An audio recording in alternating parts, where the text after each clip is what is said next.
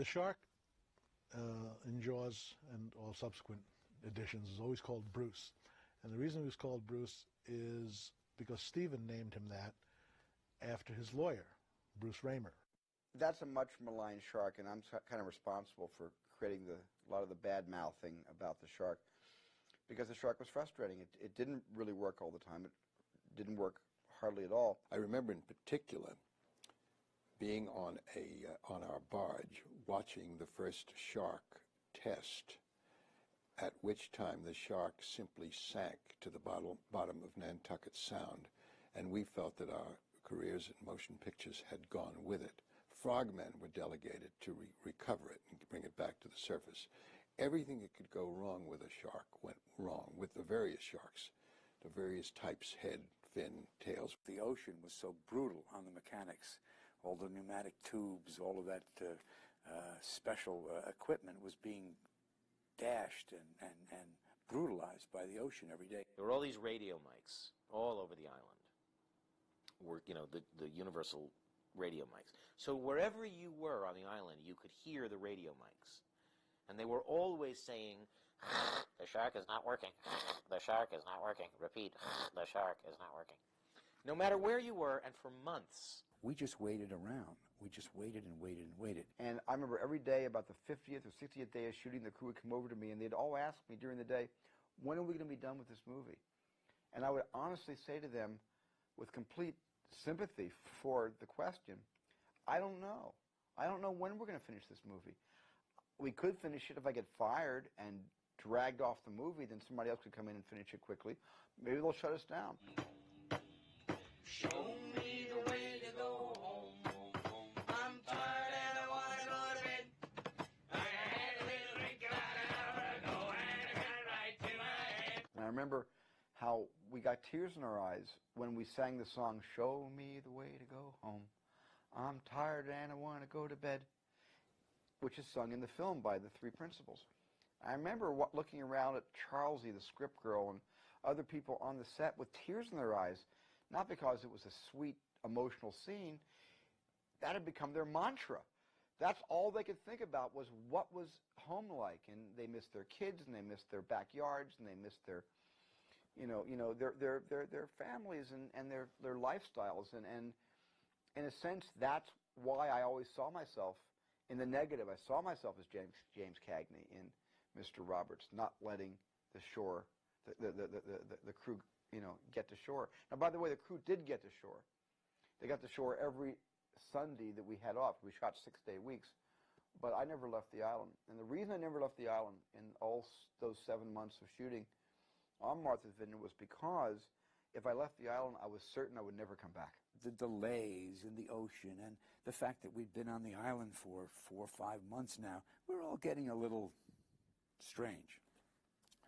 So there was I don't know if it was a charity dinner or not, but there was a function, a splendid buffet of wonderful food. There was this tremendous buffet of desserts, strawberry shortcake and Boston cream pies and chocolate eclairs and Napoleons and some Jell-O and also gravy and potatoes. I'd said to Rick Fields, who was Verna Fields' son, I said, suppose there was a food fight.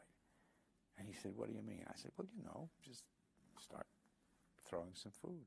Roy started it. Roy threw a big glob of mashed potatoes and gravy right into my face. And before I could recover and throw something at him, Richard Dreyfuss, I think, took his dessert and threw it into Roy's face. Right center, nose, eyes, mouth, the whole thing. Roy turned, he took 2 or 3 desserts, threw them at Richard. Richard ducked, and it hit somebody behind him. And it was a bit of a Three Stooges brawl. I remember Dick and David got up and left right away. They saw it was coming.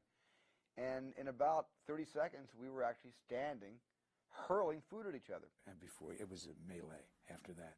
Just food all over the floor. All the help that was there serving the dinner, they came out. They laughed like crazy. I don't know if some of the townspeople appreciated it as much as we did, but it was a tremendous blowing off of steam. And then I remember Richard and Roy, covered in food, running out to the Kelly House swimming pool and diving in the water. And all this once yummy food, like you know, Technicolor silt rising to the surface of this otherwise turquoise pool. And I remember saying, what the heck, and I jumped in too and washed myself off. But, I mean, that was what happens in the Navy when you just, you know, aren't given shore leave. Let that be a lesson.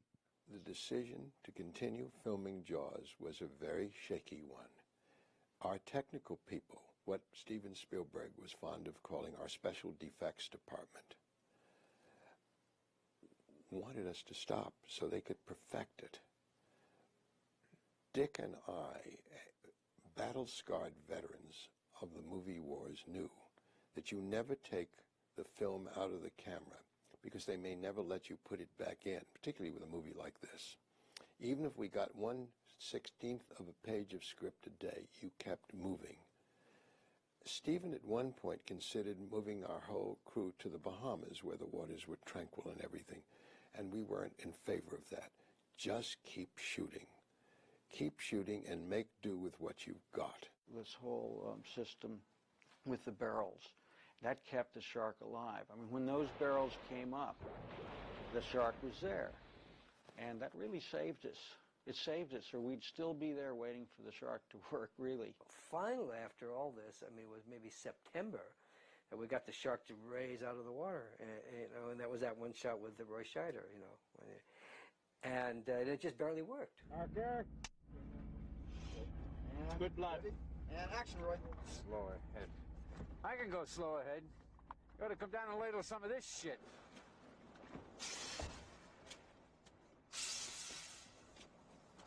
And down.